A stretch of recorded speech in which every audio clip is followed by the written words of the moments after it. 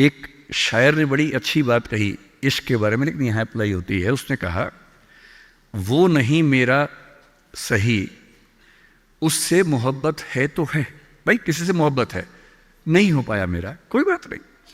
वो नहीं मेरा मगर उससे मोहब्बत है तो है। अब ये रस्मों और रिवाजों से बगावत है तो है। अगर मैंने एक सही बात कह दी और वो रस्म रिवाज के खिलाफ है तो है, मैं क्यों डरूंगा। जो मुझे ठीक लगा, अपने ईमान के मुताबिक लगा, मैंने कहा वो मैं करूंगा। तो जो बात मुझे अपनी ओर से शुरुआत में कहनी थी मैंने आपसे कही है। और मेरा ख्याल है कि अगर आप सब बच्चों में से एक बच्चा भी मेरी बात सुन के गलत रास्ते पे जाने से रुक गया तो मेरा सिक्किम आना धन्य हो गया। मैं उसमें बहुत खुश हूं, उससे ज्यादा मुझे कोई जरूरत नहीं। अब मैं उन प्रश्नों पर आता हूं जो प्रश्न आपने पूछे। उन प्रश्नों से जो करियर की बात है या मोटिवेशन की बात है उस पर आते हैं। एक सवाल 2-3 बच्चों ने पूछा कि हम कभी कभी डीमोटिवेटेड होते हैं, क्या तजुर्बा सच में इतना महत्वपूर्ण है, हम क्या करें, नौकरी मिलेगी या नहीं तनाव रहता ही होगा, पढ़ते होंगे टेंशन होती होगी, कितना पढ़ें, टाइम मैनेजमेंट कैसे करें, ये सवाल भी आपके सामने है। मैं आपसे, देखिए मेरा काम चीज़ों को आसान करना है। मैं दिल्ली में पढ़ाता हूँ IAS के बच्चों को, तो मैं उनको भी ये कहता हूँ कि चीज़ें मुश्किल तो कोई भी कर सकता है, चीज़ें आसान करना मुश्किल है, और हमें तो चीज़ें आसान करनी है। इस दुनिया में कोई भी ऐसा एग्ज़ाम नहीं जिसके लिए आपको 24 घंटे पढ़ने की ज़रूरत है। अगर आप दिन में 8, 10, एक लेवल के बाद 12 घंटे पढ़ते हैं तो ये बहुत है। इसलिए मैं आपसे कह रहा हूँ शुरुआत के लिए 8 घंटे की पढ़ाई, 8 घंटे की नींद और 8 घंटे बाकी सब चीज़ें, खेलना कूदना, वो बहुत ज़रूरी है। यहीं से बात आती है मोटिवेशन की। एक ये है कि हमारा मोटिवेशन हमेशा कैसे रहे, और एक ये कि कभी कभी स्ट्रेस ज़्यादा हो जाता है, उस समय हम कैसे मैनेज करें। आपकी उम्र में स्ट्रेस ज़्यादा होने की वजह यह भी है कि आपके हार्मोन्स इस उम्र में ज़्यादा, उनमें वाइब्रेशंस होते हैं, तो मूड स्विंग ज़्यादा होते हैं। जैसे जैसे आप मैच्योर होते जाएंगे उम्र के साथ, आपके मूड स्विंग्स कम हो जाएंगे। जैसे आपके पेरेंट्स हैं, आप देखेंगे, स्पेशली फादर को आप देखेंगे, आपके फादर आमतौर पर इमोशनल बातों से बहुत प्रभावित नहीं होते होंगे। जैसे आप कहेंगे, पापा आज मेरी फ्रेंड ने मुझे छोड़ दिया, पापा कहेंगे कोई बात नहीं। आपके अंदर से आंसू छूट रहे हैं, आपका मन कर रहा है मैं क्या कर लूं, आग लगा दूं, जंगल में जाके क्या कर दूं, इमोशंस ऐसे उछल रहे हैं आपके। पापा क्या बोल रहे हैं, कोई बात नहीं, कोई और मिल जाएगा उससे बेहतर, ठीक है।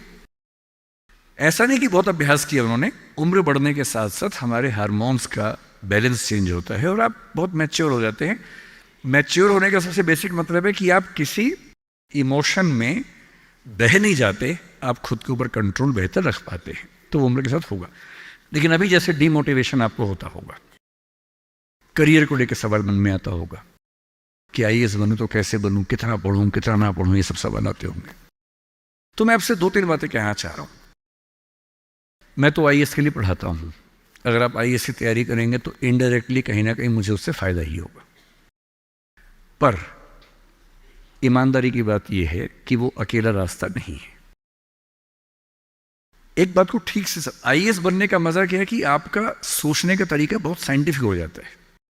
आप फैक्ट्स पे बात करते हैं, तथ्यों पे बात करते हैं, आर्गुमेंट से बात करते हैं, इमोशन से बात नहीं करते हैं, समझदारी से बात करते हैं।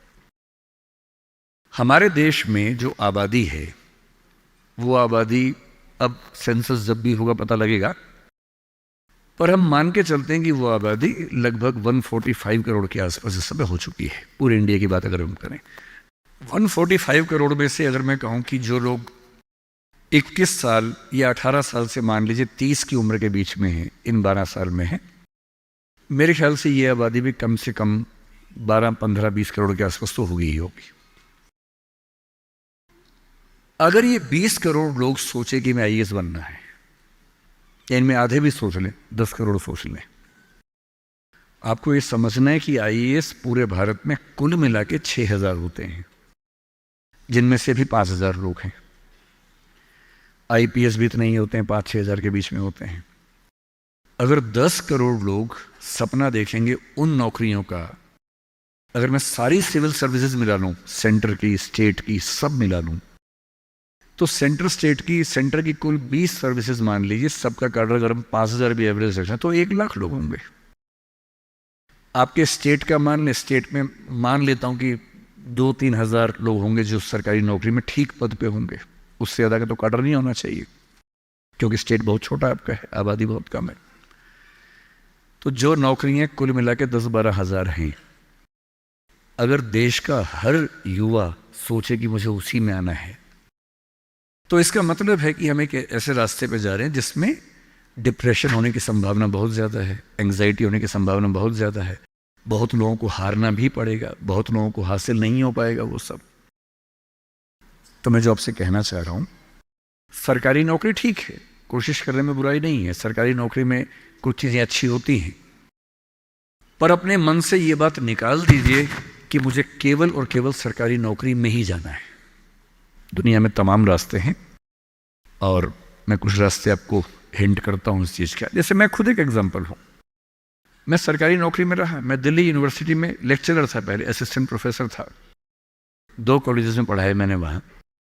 फिर IAS का एग्ज़ाम दिया, सिलेक्ट हो गया, उसमें 6-7 महीने वहाँ नौकरी की, फिर वो भी छोड़ा। अब मैं अपना काम करता हूँ, सेल्फ एम्प्लॉयड हूँ। और मैं ईमानदारी से आपसे कह रहा हूँ, आप जब भी कोई फैसला करेंगे अपने बारे में, कभी ना कभी आपको फील होगा, बेशक 1 सेकंड के लिए, कि आपने गलत किया।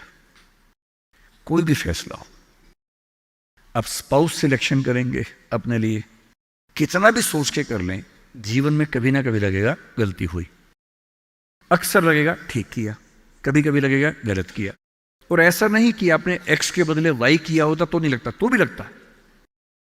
दिक्कत ये नहीं है कि मैं X को चुनूं या Y को चुनूं, आप जिसको भी चुनेंगे पूरा पैकेज साथ में आता है, अच्छी चीजें भी खराब चीजें भी। जो अच्छा आएगा उस पर आपका ध्यान नहीं जाएगा, क्योंकि वो तो फॉर ग्रांटेड है। जो मिल जाता है वो मिट्टी हो जाता है, कोई वैल्यू नहीं करता उसको। जो मिस हो जाता है वो चुभता है। और जो चीज दूसरे ऑप्शन में अच्छी थी, इसमें नहीं, आप बार बार वो देखते, अरे यार वो ठीक था, अरे यार वो ठीक था। जबकि वहां 12 प्रॉब्लम्स थी, यहां 2 प्रॉब्लम है। पर हमारी ह्यूमन कॉन्शियसनेस ऐसी है कि जो छूट गया उस पर नजर ज्यादा जाती है, जो मिल गया मिट्टी हो जाता है। एक बड़ा प्रसिद्ध शेर मैं कई बार कोट करता हूं, मतलब दुनिया जिसे कहते हैं जादू का खिलौना है, मिल गया वो मिट्टी है, नहीं मिला वो सोना है। जो नहीं मिलता है ना, वो बड़ा परेशान करता है। ये नौकरी के मामले में भी है। पर मैं ईमानदारी से कह रहा हूं कि मुझे आज तक जिस एक फैसले पर 1 सेकंड के लिए भी नहीं लगा कि मैंने गलत किया, वो नौकरी छोड़ने का फैसला है। मुझे आज तक नहीं लगा कि मैंने गलती की, क्योंकि मुझे लगता मैंने एकदम ठीक किया। मैंने अपने स्वधर्म, अपने नेचर के अनुसार सही किया। इस बच्चे ने बड़ा खूबसूरत सवाल पूछा कि आप IAS एलाइड की नौकरी छोड़ के टीचिंग में क्यों आ गए। मैं इस सवाल में दूसरा सवाल जोड़ देता हूं। हमारे सामने प्रेम सिंह जी बैठे हैं, मुख्यमंत्री जी बैठे हैं, वो टीचिंग की नौकरी छोड़ के पॉलिटिक्स में क्यों आ गए। 2 एग्जाम्पल्स हैं आपके सामने। इन दोनों में एक तारतम्य है, एक रिदम है, एक लय है दोनों में।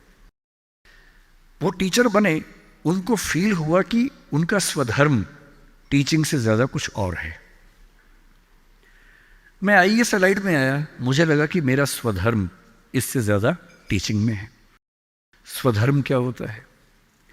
आपने गीता पुस्तक का जिक्र सुना होगा, उसमें श्री कृष्ण ने स्वधर्म का जिक्र किया है। यहाँ बहुत सारे बच्चे बौद्ध समाज से होंगे, महात्मा बुद्ध ने भी इस बात पर खूब जोर दिया है। सारे धर्मों, सारे दर्शनों का जो सार है वो ये है, हर व्यक्ति हर काम के लिए फिट नहीं होता है। 2 चीजों पे गौर करना है। पहला, मैं क्या अच्छा कर सकता हूं, मैं कैपेबल किस चीज के लिए हूं। दूसरा, मुझे क्या करने में मजा आता है। और जहां इन दोनों का इक्विलिब्रियम हो, जहां ये दोनों बातें मिल जाएं, वो आपका स्वधर्म है। यानी जैसे मैं सिंगर बनना चाहता था, पर मैं इतना गंदा गाता हूं कि मैं जब घर में गाता था, मेरे पेरेंट्स बोलते तो मैं भारतीय सेना में चले जाना चाहिए, बिना बंदूक के विदेशी की तरह देख के गा देना, बस वैसे ही मर जाएंगे सारे के सारे। सही बात है भाई, ये भी ठीक बात है। तो मेरा मन था कि मैं सिंगर बनूं, पर गला कौवे जैसा भगवान ने दिया, कोयल जैसा नहीं दिया, तो मैं सिंगर नहीं बनूंगा। मेरे मन से क्या होता है, अच्छा लगने से क्या होता है भाई, सुने भी तो कोई मेरी बात को, मेरे गाने को सुने भी तो सही कोई। तो मेरा मन क्या करता है काफी नहीं है, दो चीजें हैं, मैं क्या कर सकता हूं।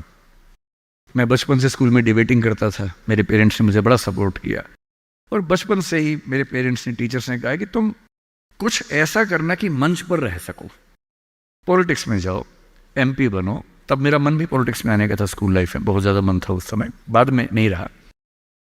तुम पॉलिटिक्स में जाओ, तुम वकील बनो, क्योंकि जब कोर्ट केस लड़ोगे तुम्हें बोलने की ताकत भगवान ने दी है, उसका इस्तेमाल करो। या टीचर बनो।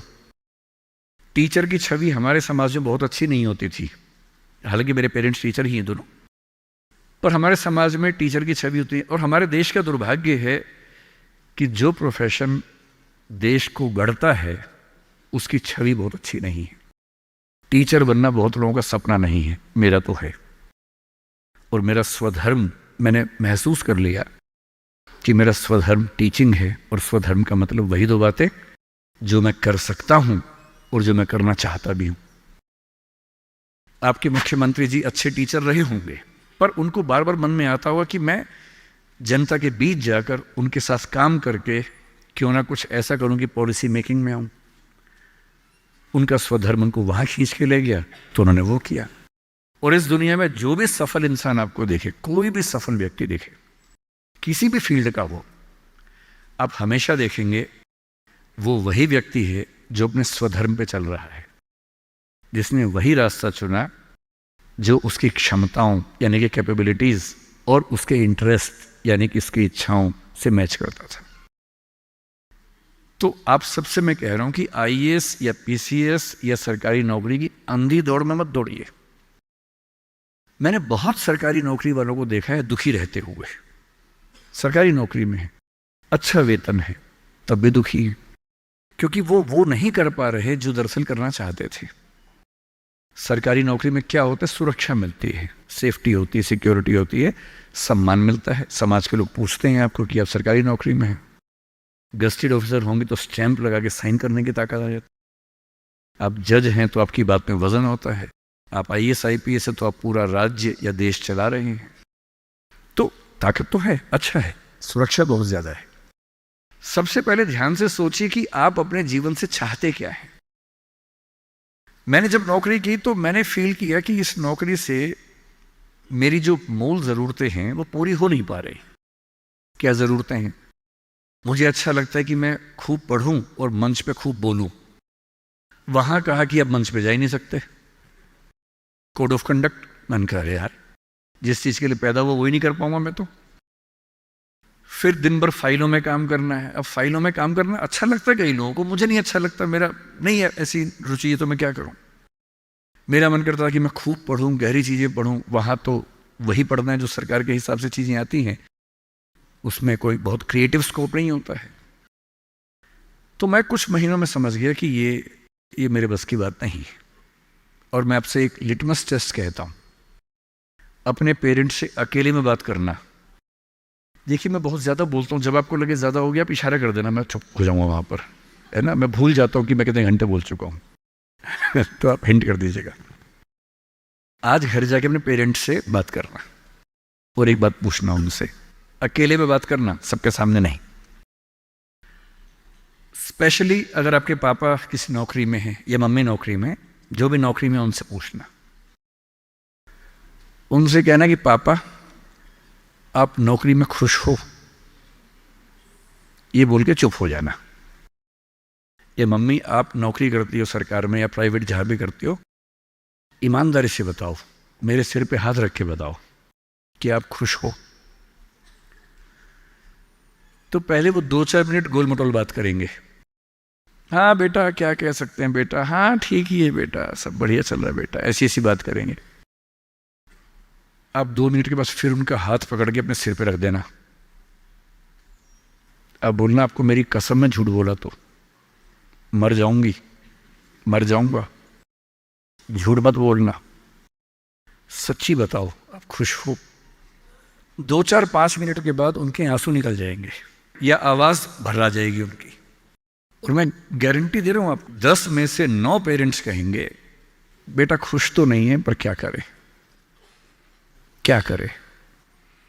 तुम्हारा करियर बनाना है, तुम्हारी ज़िंदगी ठीक रहे, नौकरी छोड़ भी तो नहीं सकते।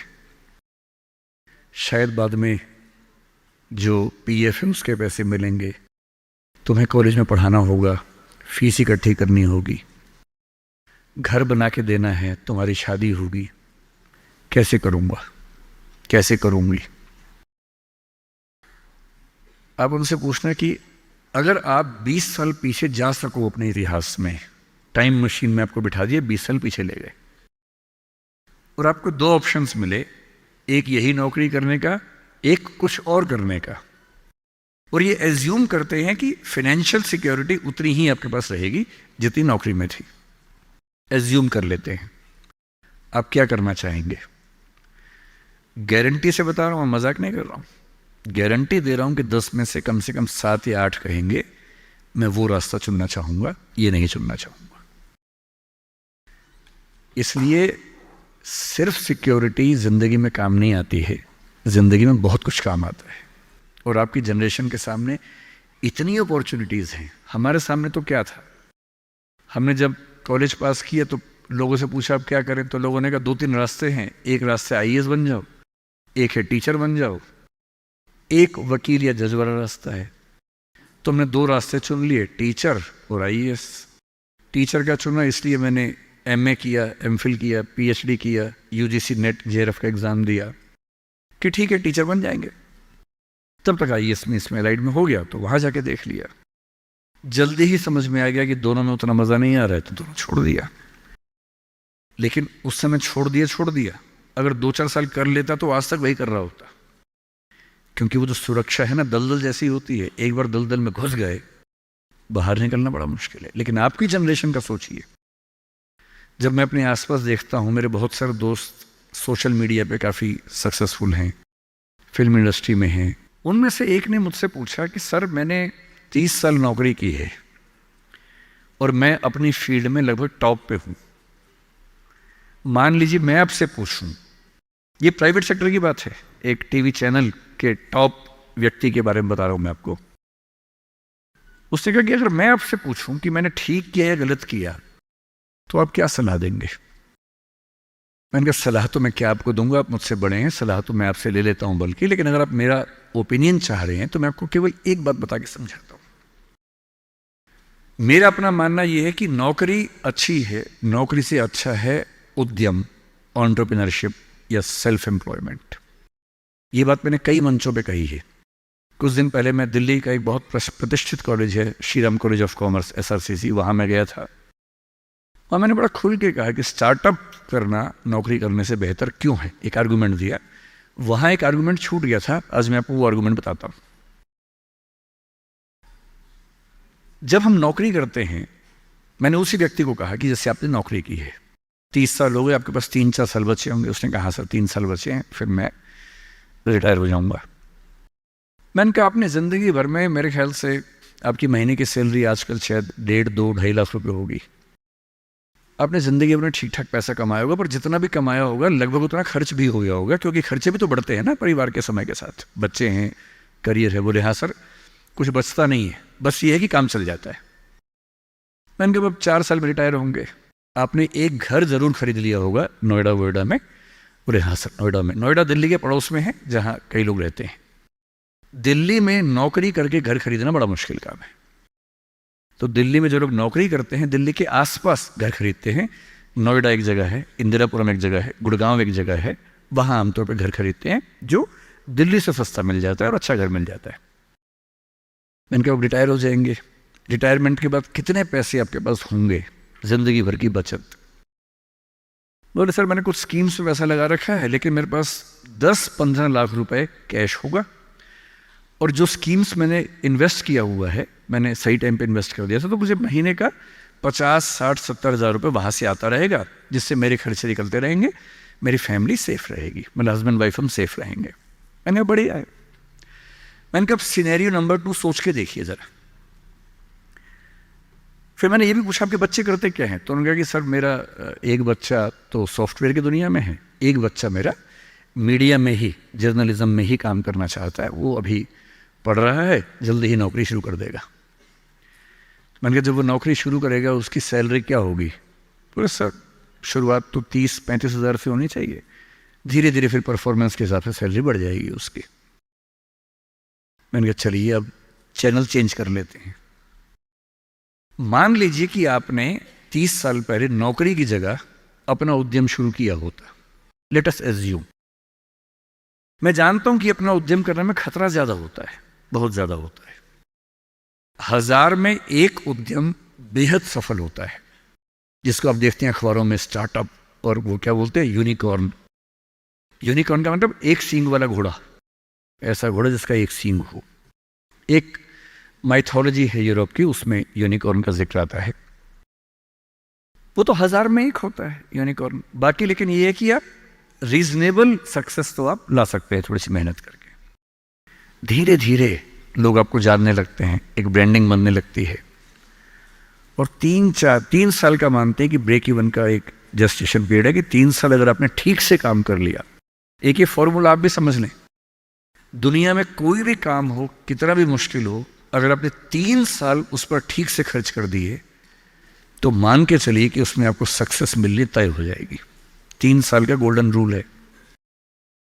तो मैंने उस व्यक्ति से कहा कि अगर आपने 3 साल स्ट्रगल कर ली होती, अपना काम शुरू किया होता, लेट अस एज्यूम, और सफल हो जाते, और मान लीजिए सफल ना होते तो नौकरी कर लेते, ऐसा भी क्या है, 30 साल नहीं 27 साल नौकरी कर लेते, कौन सी ऐसी खास बात है।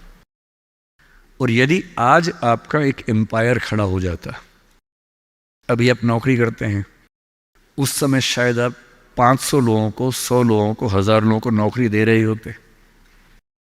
कोई मुझसे अगर पूछता है ना कि मैं जिंदगी में किस चीज से सबसे ज्यादा खुश रहता हूं, सबसे ज्यादा, वो ये है कि जब मैंने नौकरी छोड़ी, अपना काम शुरू किया। शुरू में हमारे यहाँ 3 लोग काम करते थे, आज हमारे दृष्टि ग्रुप में 1800 लोग काम करते हैं, 1800। और मुझे सबसे बड़ा सुकून इस बात का है कि 1800 परिवार चल रहे हैं मेरे उस एक फैसले से।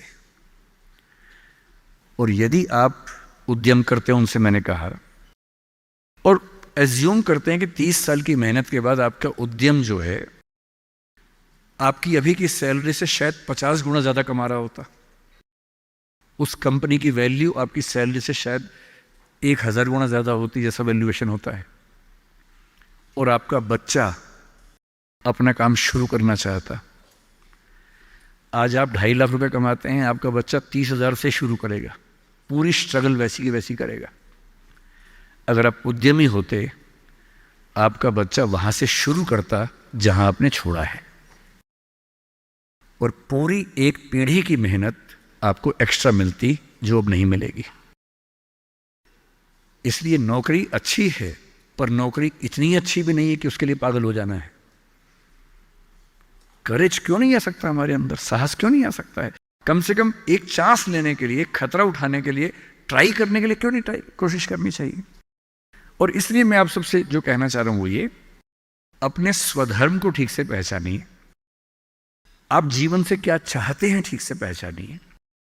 अगर आप चाहते हैं पैसा कमाना, तो सबसे अच्छा है अपना उद्यम, अपना स्टार्टअप, अपना बिजनेस, अपना काम, सेल्फ एम्प्लॉयमेंट। अगर आप चाहते हैं पावर, कि मैं कुछ करूं तो दुनिया को दिखे, तो सिविल सर्वेंट बनिए, जज बनिए, पॉलिटिक्स में आइए।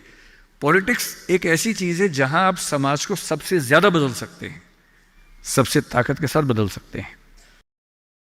यदि आपको चाहिए जीवन में शांति, सुकून, तो फिर एक ऐसी नौकरी या एक ऐसा उद्यम जैसे खेती का काम।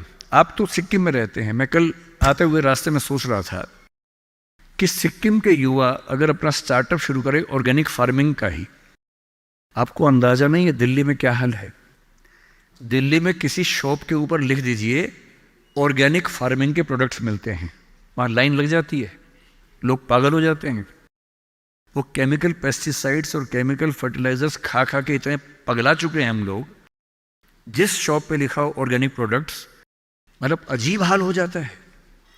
सिक्किम के युवा, जब आपका स्टेट दुनिया का पहला स्टेट ऐसा है जहां ऑर्गेनिक फूड मिलता है सिर्फ, आपके पास तो दी हुई ब्रांडिंग है पहले से। उस ब्रांडिंग का इस्तेमाल करके अगर आप दिल्ली में, और दिल्ली ही क्यों, दुनिया भर में, आजकल तो एक एप्लीकेशन बनानी है, ऑनलाइन ऐप बनानी है, दुनिया भर में प्रोडक्ट सेल करना है।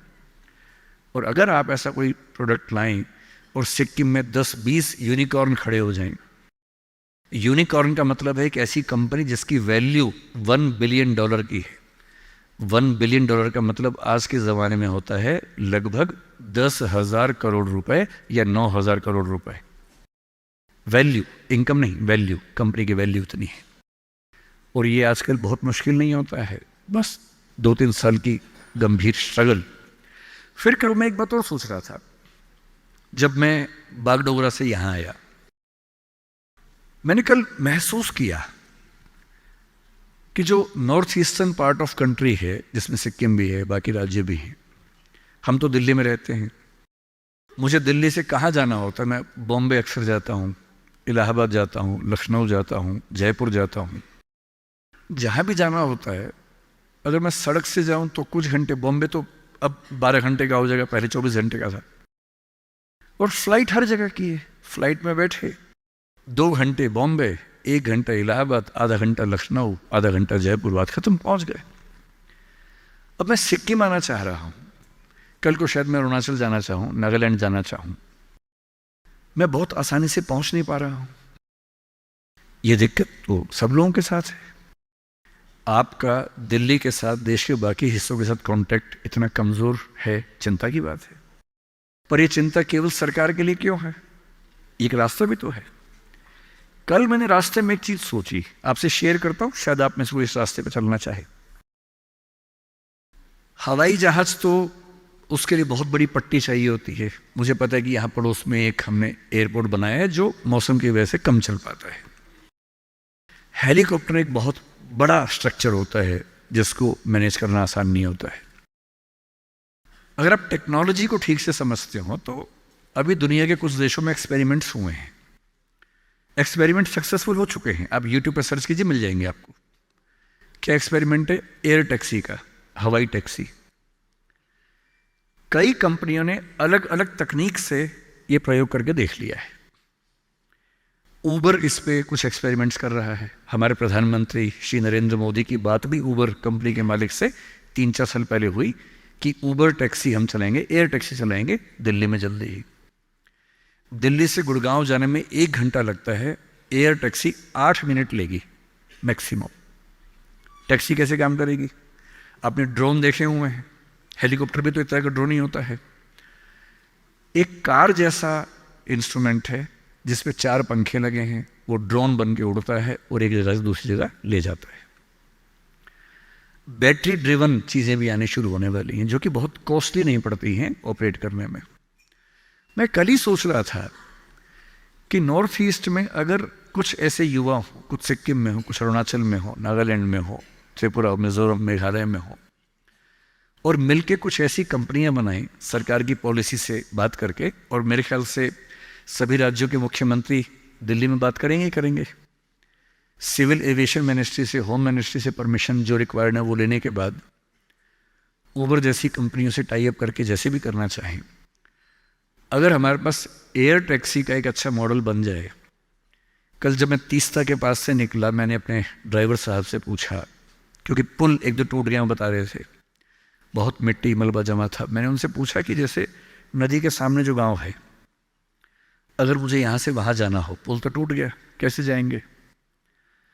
उन्होंने बताया कि यहाँ से वहाँ जाने के लिए 50 किलोमीटर पीछे जाके एक पुल पार करके आना पड़ेगा, क्योंकि अभी पुल टूट गया है।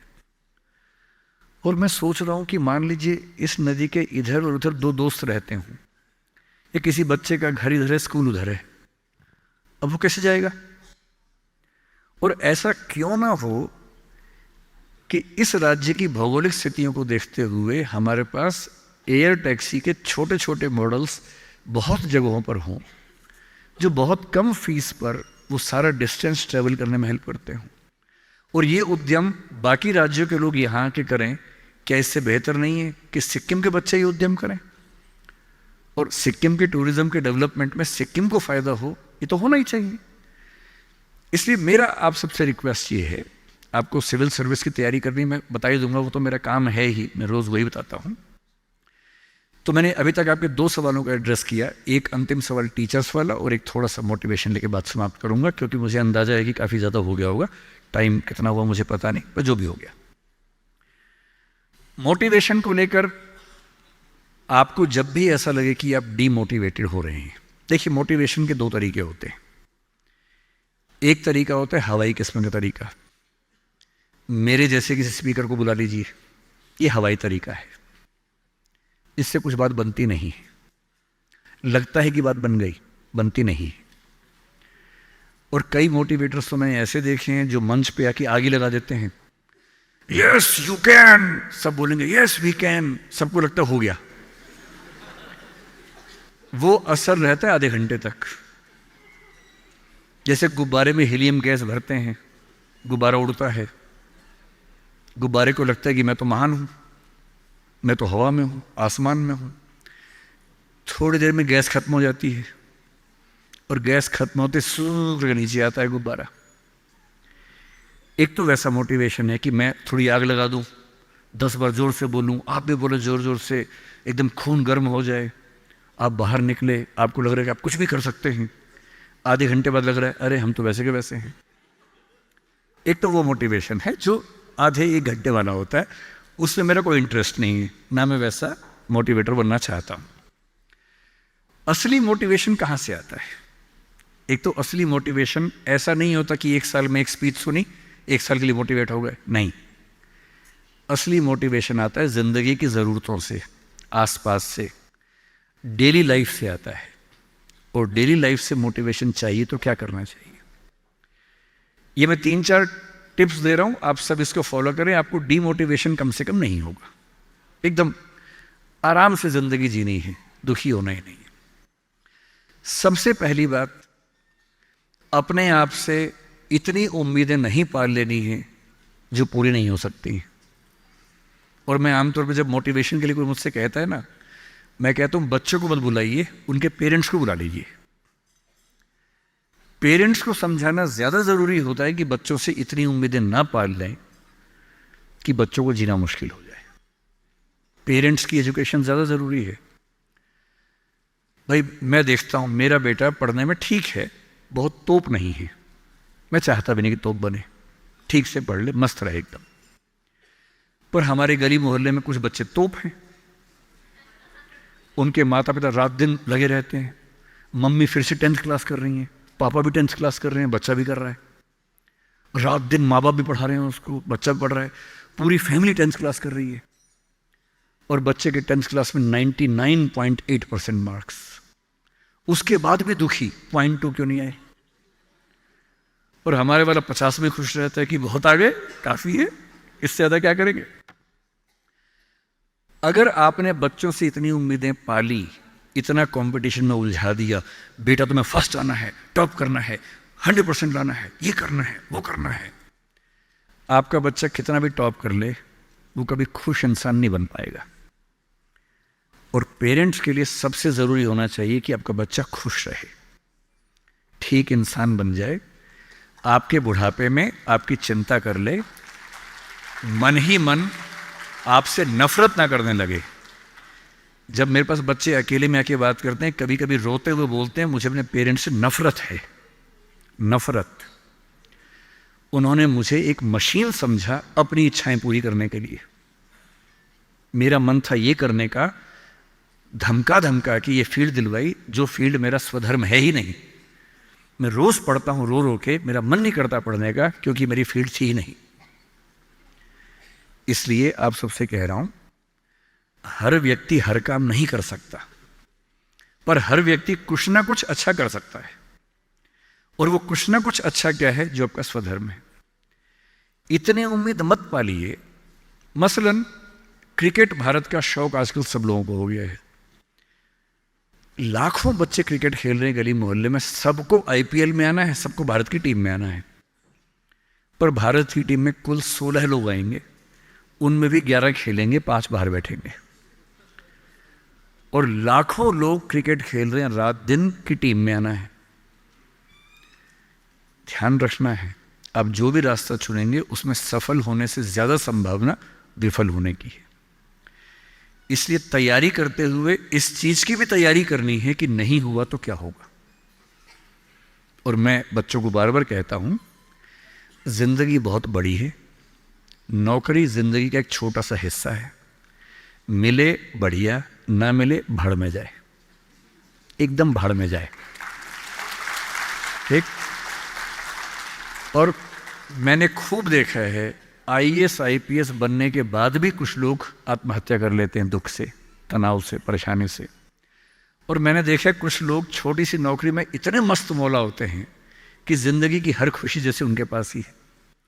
अंत में खुश रहना है तो उसके लिए कोई एक नौकरी ज़रूरी छोड़ना है, मिलेगी तो बढ़िया है, ना मिले तो भाड़ में जाए। तो अपना तकिया कलाम बना लीजिए। तकिया कलाम का मतलब अपनी एक पंच लाइन बना लीजिए, अपनी एक मिशन स्टेटमेंट बना लीजिए कि ताकत लगाएंगे, पूरी ताकत से कोशिश करेंगे कि जो मैं चाहता हूँ, जज बनना है, पॉलिटिशियन बनना है, आईएएस बनना है, जो बनना है बनूँ, उद्यम करना है उद्यम करूँ, स्टार्टअप करना है स्टार्टअप करूँ। पर नहीं हुआ, कोई पूछे ना अगर नहीं हुआ तो बोला भाड़ में जाए। क्या हो गया, नहीं हुआ तो कुछ और करेंगे, तू नहीं कोई और सही, कोई और नहीं कोई और सही। ये इंसान के बारे में नहीं, अभी नौकरी के बारे में है। ये नौकरी नहीं तो कोई और नौकरी सही, कोई और नौकरी नहीं तो कोई और नौकरी सही, ऐसा क्या है, हजार ऑप्शन है। तो खुद से उम्मीदें कम। दूसरा, अपने आसपास 3-4 लोग ऐसे रखिए जो कायदे के लोग हो। आपके जो दोस्त होते हैं ना, जो सबसे अच्छा दोस्त है वो पूरा दोस्त नहीं होता, थोड़ा सा दुश्मन भी होता है। हर दोस्त और दुश्मन का पैकेज होता है।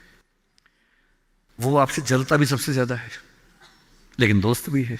आपके राज रखता है। आपके पेरेंट्स को वो सब नहीं बताता जो पेरेंट्स पूछते हैं उससे, क्योंकि आप भी नहीं बता रहे उसके पेरेंट्स को। एक म्यूचुअल अंडरस्टैंडिंग है। लेकिन जब दोस्त ऐसा होता है ना कि दूसरा दोस्त सफल हो जाए तो हमें जलन होती है, ईर्ष्या होती है, जो कि नेचुरल है। दुखी नहीं होना है। कोई दोस्त आपको पूछे अगर मैं सिलेक्ट हो गया तो नहीं हुआ तो जलन होगी, झूठ मत बोलना हाँ होगी, नॉर्मल है, सबको होती है, मुझे भी होगी। लेकिन इतनी नहीं होगी कि मैं तेरे खिलाफ कुछ काम करना चाहूं। थोड़ी होगी, ह्यूमन बीइंग हूं, ह्यूमन साइकोलॉजी है, तो मैं उससे कैसे बच सकता हूं। अपने आसपास 3-4 ऐसे लोग रखिए जो जनरली पॉजिटिव रहते हों, मनहूस ना हो। यह दुनिया मनहूस लोगों से भरी हुई है। आप कुछ भी करने लगेंगे, आप कहेंगे मैं सोच रहा हूं कि अपना काम शुरू करूं, लोग कहेंगे अरे पागल मर जाएगा, अरे पागल, तेरे खानदान में किसी ने किया आज तक, अरे तेरे बस की बात नहीं है, अरे छोड़ दे, तुझसे होगा ही नहीं, मैंने पहले ही कहा था नहीं होगा। इन मनहूसों से दूर रहिए। ऐसे 2-4 लोग जो थोड़ा पॉजिटिव हों और सोच समझ के सलाह दे।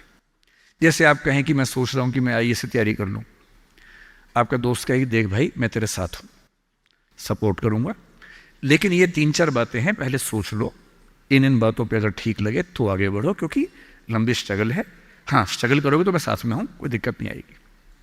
तीसरा, छोटे छोटे टारगेट्स, छोटा छोटा कंपटीशन जीवन में रखिए। एक लंबी यात्रा एक झटके में नहीं होती है, बहुत छोटे छोटे टारगेट से पूरी होती है। जैसे मैं रोज 8 घंटे पढ़ूंगा, आज मुझे इतना सिलेबस कर लेना है, उतना कर लीजिए। एक टाइम टेबल बना लीजिए। टाइम टेबल हमेशा पूरा नहीं होता है, वीक में 5 दिन पूरा हो जाए सही है, 2 दिन नहीं होगा। क्योंकि इस उम्र में क्या होता है कि 5 दिन पढ़ लिए, 6 दिन जा रहे थे, किसी को देख के अच्छा लग गया, अब उसी की याद में खोए हुए हैं, पढ़ाई नहीं हो रही है। तो वो भी करना है ना, इंसान बने रहना है, मशीन नहीं बनना है। तो 5 दिन पढ़िए, 6 दिन मोहब्बत का रखिए, दोस्ती का रखिए, खेलने का रखिए, और इन सब चीज़ों को मैनेज करते हुए एक अच्छी लाइफ के साथ अगर टारगेट्स लेके चलेंगे, छोटा छोटा कंपटीशन अपने दोस्तों के साथ करते हुए आगे बढ़ें, तो मोटिवेशन आमतौर पर बना रहता है। और जब जब डीमोटिवेशन ज़्यादा होने लगे तो मेरे जैसे किसी की बात सुन लीजिए, 1-2 घंटे के लिए गुब्बारा फूल जाएगा, और 2 घंटे के लिए अगर उस फेज से आप निकल गए तो चीज़ें ठीक रहेंगी। अंतिम बात, जो टीचर्स बनना चाह रहे हैं, 2 बच्चियों ने कहा कि मैं टीचर बनने का मन है, तो हम क्या करें। देखो, ध्यान रखो, जैसे यहाँ इतने सारे बच्चे बैठे हैं, आजकल इंटरनेट की वजह से अटेंशन स्पैन जो है इंसान का बहुत कम हो गया है, बहुत ही कम है। पहले के दौर में क्या था कि जब हम क्लास में बैठते थे, वैसे मैं कम बैठता था क्लास में, लेकिन जब मैं बैठता था कभी कभी as a student, 40-45 minute teacher के लिए बड़ी चैलेंजिंग सिचुएशन थी कि वो बच्चों को बिठा के रखे। स्कूल में तो टीचर तानाशाह होता है, स्कूल में टीचर क्लास में बच्चे की हिम्मत नहीं कि बाहर चला जाए, जाएगा तो पिटेगा अच्छे तरीके से, तो चुपचाप बैठना है उसको। कॉलेज में आते ही क्या होता है कि कॉलेज में बच्चों के ऊपर, दिल्ली में, यहाँ का मुझे नहीं पता, दिल्ली में कंट्रोल नहीं कर सकते हैं कि आप बैठेंगे, बच्चे की चॉइस होती है। आप पढ़ा रहे हैं, बच्चे को अच्छा लगा तो बैठे, वरना चला गया। बड़ा मुश्किल होता है 40 मिनट में। 10 बच्चे आए थे, 2 ही बचे हैं, 8 चले गए। बहुत डिसहार्टनिंग होता है, दिल टूट जाता है, दिल बैठ जाता है, कैसे करें। और आजकल सबसे बड़ा चैलेंज क्या है, आपने क्लास में कुछ बोला, बच्चे ने खटाक से गूगल किया, बोला सर आप गलत पढ़ा रहे हैं, मैम आप गलत पढ़ा रही हैं, this is the fact, you have spoken wrong. अब 50 बच्चों के सामने किसी ने पोल खोल दिया आपकी, आपका मन कर रहा है कि मैं खून के आंसू रो, तेजाब आंख से निकलने का मन हो रहा है कि इस बच्चे को झुलसा दूं मैं। अरे क्लास के बाद अलग से बोल देता, सबके सामने बोल दिया, इज्जत भी नहीं रखी। तो टीचिंग की दुनिया आजकल बड़ी मुश्किल है। आज की जनरेशन, जिसको क्या बोलते हैं, जेन जी बोलते हैं आपकी जनरेशन को ना, ये जो बच्चे 21st सेंचुरी वाले हैं, इन बच्चों की अटेंशन को बना के रखना बड़ा मुश्किल काम है। ये हमेशा ऐसे करने वाले लोग हैं, इनकी उंगलियां यूँ चलती है हमेशा। 50-100 साल में अंगूठा बड़ा हो जाएगा इंसान का इवोल्यूशन में, जितना अंगूठे का इस्तेमाल आजकल फ़ोन पे हो रहा है, इवोल्यूशन का अगला स्टेप है, अंगूठा लंबा होने वाला है हमारा। ये बच्चे ऐसे हैं कि वीडियो देखते हैं, वो भी रील 1 मिनट वाली, 20 सेकंड वाली, इंस्टा पे गए, रील देखी, 2 सेकंड में तय करते हैं ठीक है नहीं, खटाक से अगला, फिर खटाक से अगला, 2-2 सेकंड में मामला खत्म होता है। अब जिस समाज के बच्चे 2 सेकंड नहीं झेल पा रहे किसी को, उस समाज में टीचर को 40 मिनट या 50 मिनट क्लास में बैठना है, खड़े होना है, पढ़ाना है। अब मेरा चैलेंज सोचिए, यहाँ मेरे ख्याल से 1000 के आसपास तो लोग होंगे ही, जनरली बैठे ही हुए अब तक। अगर मैं कुछ ठीक से ना बोल रहा होता, अब तक 2-4 लोग ही बैठे होते। कितना मुश्किल काम है। तो अगर आपको टीचर बनना है तो क्या ध्यान रखना है, अगर आप फैक्ट्स और नॉलेज के बेस पर काम चलाना चाहेंगे तो नहीं चलेगा, क्योंकि वो सबके पास है। आपको 2 चीज़ों पर गौर करना होगा। पहला, जितना हो सके इंटरेक्टिव होने की कोशिश कीजिए। वन वे कम्युनिकेशन अब नहीं चल सकता, भूल जाइए इस बात को। Communication has to be 2 sided. बच्चे क्लास में इन्वॉल्व रहें, बोल सकें, सवाल खड़े कर सकें, आप जवाब दें। और जब बच्चे सवाल करते हैं तो कभी कभी कड़वे सवाल भी करते हैं। तो आज के समय में टीचर को ये समझना होगा कि वो बच्चों का दोस्त है, मालिक नहीं है, तानाशाह नहीं है। बच्चों से दोस्ती कर लीजिए, और दोस्त कुछ खराब बोल दे तो बुरा भी नहीं लगता है, उस लेवल पे बात करेंगे तो बच्चे टिकेंगे क्लास में। तीसरी बात, सिखाने का सबसे अच्छा तरीका क्या है? 2 ही तरीके हैं, मैं उसका इस्तेमाल करता हूँ। पहला, कहानियों से सिखाइए। हर चीज़ के बारे में कुछ अच्छे एग्जाम्पल्स, कुछ कहानियाँ, कुछ पोइटिक एक्सप्रेशंस, उन सब पे काम कीजिए। और दूसरा, सबसे महत्वपूर्ण, एक्सपीरियंस से सिखाना। और एक्सपीरियंस का मतलब, बच्चे को पढ़ाइए मत कि गरीबी क्या होती है, कभी कभी गरीबी के बारे में एक फिल्म दिखा दीजिए, और हो सके तो बच्चों की उंगली पकड़ के एक गरीब इलाके में ले जाके दिखा दीजिए। और जब बच्चे अपनी आँख से देखते हैं दुनिया को, तो जो उनको समझ में आता है वो किसी क्लास में समझ में नहीं आता है।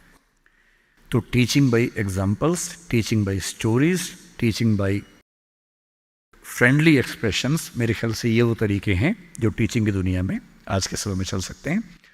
मेरा ख्याल है कि मुझे जो काम करना था, आपके सवाल मैंने संभाल लिए और आपकी जिज्ञासाएं शांत कर दी होंगी। अगर समय बचा हो तो कुछ सवाल बच्चे पूछना चाहें तो मैं आंसर कर दूंगा। समय हो गया है तो जैसा आप लोग डिसाइड करें। थैंक यू सो मच, फिर से बहुत बहुत धन्यवाद आपका।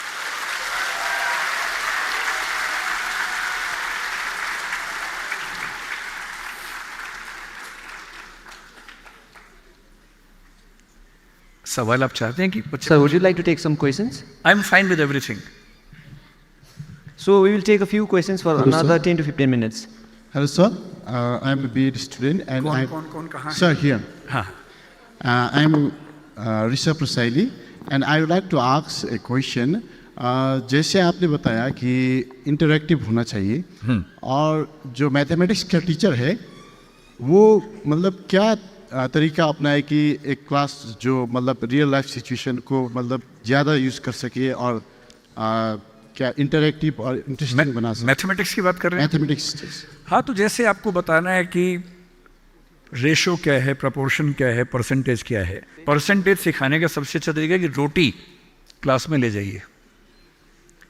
एक रोटी है, इसके 8 टुकड़े करने हैं, सामने कीजिए, बच्चों से करवाइए, और फिर पूछो कि एक रोटी का जो 8वां हिस्सा है ये कितना है, और तब वो समझेगा कि ये 1 और कुल इन 8 में से तो 1/8 ऐसे बनता है. मतलब मैथमेटिक्स तो सबसे हसीन सब्जेक्ट है. और न्यूटन ने बड़ी गहरी बात कही थी कि mathematics is the music of God, is the language of God. भगवान ने दुनिया को इतना सिस्टमैटिक बनाया है, उसने मैथमेटिक्स का ही इस्तेमाल किया होगा, उसके बिना कैसे बना होगा. तो मेरा मानना है कि सबसे अच्छा सब्जेक्ट मैथमेटिक्स है, और उसको डेली लाइफ के एग्जाम्पल से पढ़ाना सबसे आसान काम है. तो करना सिर्फ इतना है, जैसे ट्राइंगल है तो पिज़्ज़ा का एक पीस ले जाइए, देखो भाई ये ट्राइंगल है, अब इसका एरिया निकालेंगे. सर्कल है, हर चीज़ के एग्जाम्पल मिल सकते हैं, और एग्जाम्पल हमेशा दो जिसमें हंसी भी आती हो. देखो 40 मिनट की क्लास में अगर बच्चे बीच बीच में हंसते रहेंगे तो उनका मन लगा रहेगा. तो टीचर का एक काम स्टैंड अप कॉमेडियन का भी है. अगर आपकी 40 मिनट की क्लास में कम से कम 4-5 बार बच्चे ठहाका मार के नहीं हंसते हैं तो बच्चों को आप बांध नहीं पाएंगे. बच्चों को हंसाना भी आपका काम है. हंसाएंगे कैसे? कोई एग्जाम्पल लेंगे, एग्जाम्पल में कुछ जोक ले आइए. जैसे एक मैं एग्जाम्पल देके समझाता हूँ कि मैं मैथमेटिक्स में ऐसा करता था. मैंने मैथ्स कुछ पढ़ाया, कुछ बच्चों को एक बार पढ़ाया था. तो डेटा सफिशिएंसी समझा रहा था मैं कि डेटा सफिशिएंट है या नहीं, ये कैसे समझेंगे. तो मैंने एक जोक सुनाया. मैंने कहा देखो भाई, एक टीचर ने क्लास में बच्चों से सवाल पूछा. मैथ्स के टीचर ने क्लास में बच्चों से सवाल पूछा. उसने कहा मेरे पिताजी को सफ़ेद कपड़े पहनना पसंद है और मेरी माता जी को चावल खाना पसंद है, बताओ मेरी उम्र कितनी है. ठीक. तो कुछ बच्चे सीरियस हो गए, कुछ हंसने लगे, कुछ कागज पेन लेके निकालने लगे. अब सवाल कितना बेहुदा है. मेरे पिताजी को सफ़ेद कपड़े पसंद है, मेरी माँ को चावल खाना पसंद है, बताओ मेरी उम्र कितनी है.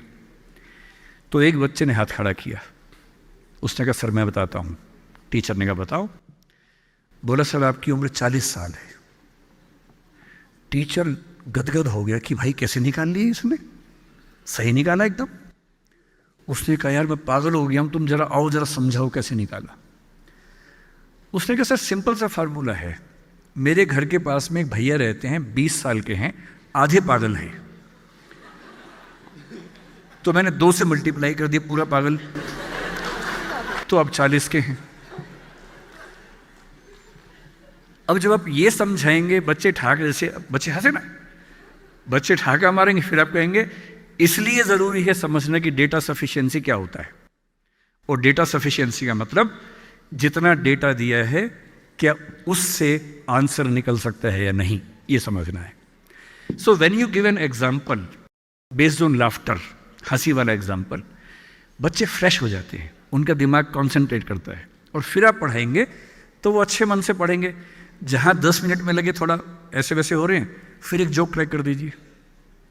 तो जोक्स क्लास में सुनाना एक टीचिंग मेथड का अनिवार्य हिस्सा है, ज़रूरी हिस्सा है. उसको लेके चलिए, इवन इन मैथमेटिक्स. ठीक है.